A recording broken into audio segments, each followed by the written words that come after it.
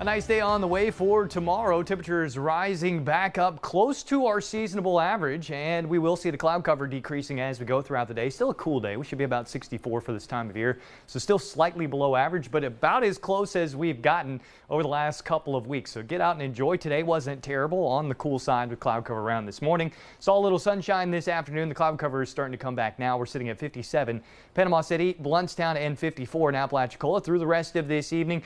Cooling down into the possible upper 30s for our inland areas, but cloud cover I really think that will hold closer to about 40 degrees even inland, and coastal areas probably mid 40s. Tomorrow climbing back up to around 60 as that sunshine comes out in the afternoon. We might even see 62 or 63. No cloud cover tomorrow night, so we bottom out based on the air mass that we have, which means a little more widespread frost for cold favored spots, and then patchy frost everywhere else. Still avoiding frost along the coast as we'll hold on again closer to 40 degrees for Friday night going into, or rather Thursday night going into Friday. And Friday also looking like a gorgeous day.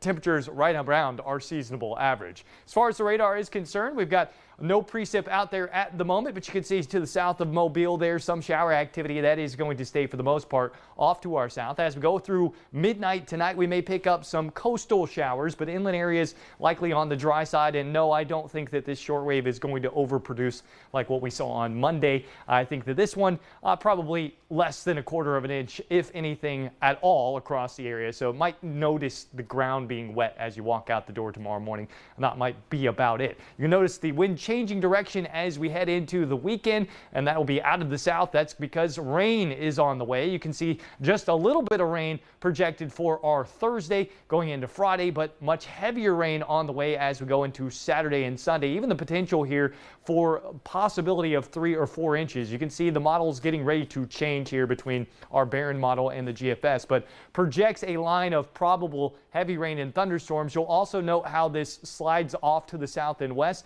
so that banding could kind of line up and train across our area. If that's the case, and we might be talking about periods of heavy rain on Saturday, and even the possibility of some minor flooding or flash flooding across the area. Storm threat is there with wind gusts, but that is about it. After that, we're dealing with the cold, and we're talking about temperatures in the upper 20s by the time we get to Monday morning. We'll only climb into the 30s as we go into Monday afternoon, and then Tuesday, you can see moisture trying to overspread the area as colder air is already in place. And now the temperatures have trended down for Monday, Tuesday, and Wednesday. Our precipitation chances have trended down as well. As I said, they would likely do so yesterday. However, our chances at wintry precip have actually slightly increased, and that's just proximity of time. So we're still sitting basically the same place we were yesterday, knowing it is definitely going to be cold next week. Storm system, moisture, still don't know. Question.